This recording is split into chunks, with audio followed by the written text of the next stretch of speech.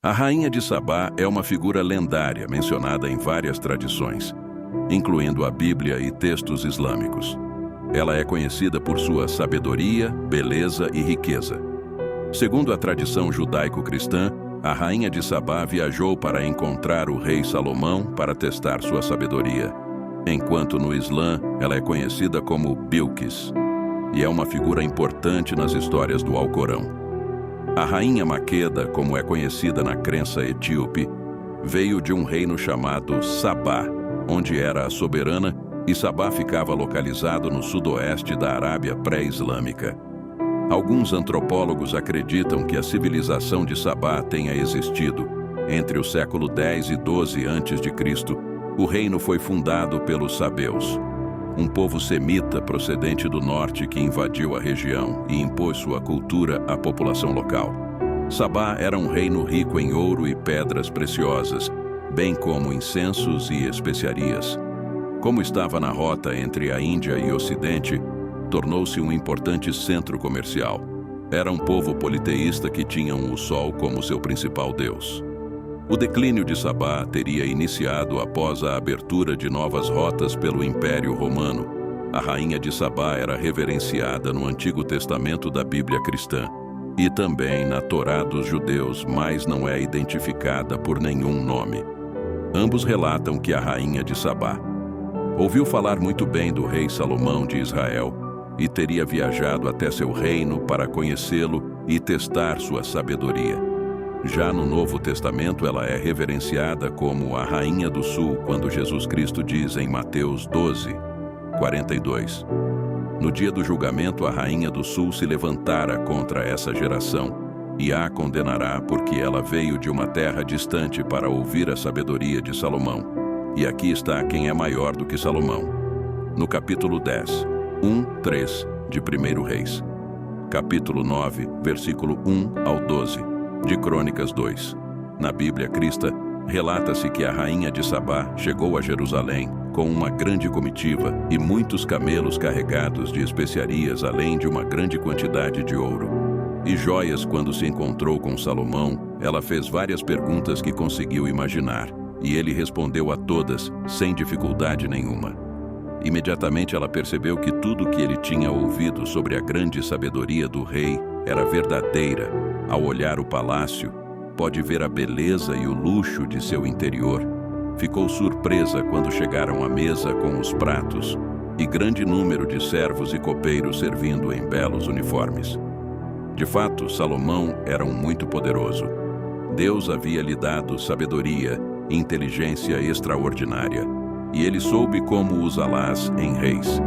Capítulo 10, versículos 14 e 15. Vimos que todos os anos o rei Salomão recebia mais ou menos 23 mil quilos de ouro, além dos impostos pagos pelos comerciantes dos lucros do comércio, dos impostos pagos pelos reis árabes e pelos administradores dos vários distritos do país. Seu enorme trono era feito de ouro e marfim. O trono tinha 6 degraus com a figura de um leão nas pontas de cada um, totalizando 12 leões atrás do trono. Havia uma figura de cabeça de touro, e no lado de cada um dos 2 braços do trono havia a figura de um leão. Nenhum dos reinos jamais tinham visto um reino como aquele, além de rico Salomão também. Era um sábio mais do que qualquer outro rei de sua época em as riquezas de Salomão. Citadas no capítulo 10 de 1 Reis, é dito que pessoas do mundo inteiro queriam ouvir a sabedoria que Deus havia lhe dado. Todos aqueles que chegavam traziam presentes para o rei, objetos de prata e de ouro, roupas, armas, especiarias, cavalos e mulas, e foi assim, ano após ano. Após as apresentações pessoais do farto banquete e de ter conhecido o reino de Salomão, a rainha de Sabá disse a ele que tudo o que ela tinha ouvido falar sobre o reino, e sobre ele o rei, sobre sua sabedoria, e tudo o que havia naquele lugar, era realmente verdade. Ela disse ter visto um povo feliz e satisfeito, e ainda acrescentou: Bendito seja o Senhor, o teu Deus, que te escolheu e te colocou sobre o trono de Israel como o Senhor. O teu Deus deve amar Israel para o estabelecer para sempre, porque lhe deu um rei como tu, e tu oferece ao teu povo uma governança justa e boa.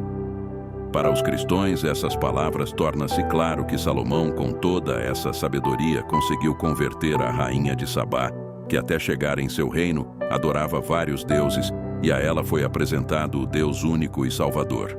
Muitos renascentistas procuraram retratar a rainha de Sabá e o rei Salomão como se tivessem um relacionamento mais íntimo, o que nunca foi comprovado a quem diga que Salomão, ao conhecer Maqueda e ver nela uma mulher independente e inteligente, teria se apaixonado verdadeiramente tanto que descreveu o Cântico dos Cânticos para ela. Essa versão, no entanto, não é compartilhada pelos católicos nem pelos judeus. Já a tradição etíope, em que a rainha de Sabá, mais conhecida por Maqueda, afirma-se que o rei Salomão seduziu e engravidou a sua convidada, dando inclusive detalhes de como ele o fez. Um assunto de importância considerável para o povo etíope, já que a linhagem de seus imperadores viriam daquela união, uma antiga lenda etíope conhecida como o Quebra Nagast, também conhecido como Glória dos Reis. É um texto religioso e histórico etíope que conta a história da monarquia e da linhagem real da Etiópia. O título Quebra Nagast pode ser traduzido como A Glória dos Reis. Este livro é considerado sagrado por muitos etíopes ortodoxos e possui uma importância significativa na cultura e na história do país. Quebra Nagast, escrita há mais de 700 anos, relata a história de Maqueda. E seus descendentes, neste relato, o rei Salomão teria seduzido a rainha de Sabá e tido com ela um filho, Menelik. Primeiro que se tornaria o primeiro governador da Etiópia, a narrativa contida em Quebra Nagast não tem paralelo nas escrituras sagradas, era também direta e bem interessante. Ela diz que o rei Salomão teria convidado a rainha de Sabá para um banquete servindo comida condimentada para induzi-la a ter sede. Assim, a convidando a passar a noite no seu palácio, a rainha pediu, então, que ele jurasse não tomá-la à força. Ele assim aceitou, com a condição de que ela, por sua vez, não levasse nada do seu palácio à força. A rainha deu sua palavra que não faria mais, se sentiu ofendida pela encenação de que ela, uma monarca rica e poderosa, precisaria roubar qualquer coisa. No entanto, quando ela acordou no meio da noite sedenta, pegou uma jarra de água que havia sido colocada ao lado de sua cama, o rei Salomão. Então apareceu avisando que estava a quebrar a sua promessa, ainda mais pelo fato de que a água, segundo ele, seria a mais valiosa de todas as suas posses materiais. Assim, enquanto ela saciava a sua sede, libertou o rei de sua promessa e passaram a noite juntos. A tradição que a rainha de Sabá bíblica teria sido uma soberana da Etiópia que visitou o rei Salomão em Jerusalém, no antigo reino de Israel. Foi assinada pelo historiador romano de origem judaica Flávio Joséfo, que identificou a visitante de Salomão como sendo a rainha do Egito e da Etiópia no islamismo ou Alcorão. Não menciona nenhum nome a não ser rainha de Sabá. Contudo, entre os árabes, ela era conhecida como Malquis ou Bilquis. O relato é semelhante ao da Bíblia Católica, que diz basicamente que Salomão recebeu relatos de um reino governado por uma rainha, cujo povo venerava o sol. Ele enviou uma carta convidando a visitá-lo e discutir sobre assuntos da sua divindade, relatada como sendo Alá, o Senhor dos mundos. No texto islâmico, ela aceitou o convite e preparou os enigmas para testar a sabedoria de Salomão. Após conhecer o trono e entrar no palácio de cristal, ela começou a fazer as perguntas, todas consideradas por ela de difícil acerto.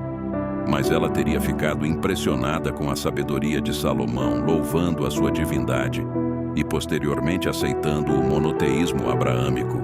Embora os registros históricos possam ter desaparecido ao longo do tempo, a memória da rainha de Sabá perdura através das gerações, inspirando inúmeros contos, obras de arte e até mesmo lendas. Seu legado continua a brilhar como uma estrela guia, lembrando a todos da importância da sabedoria, da compaixão e do poder de uma mente aberta para o progresso e a paz.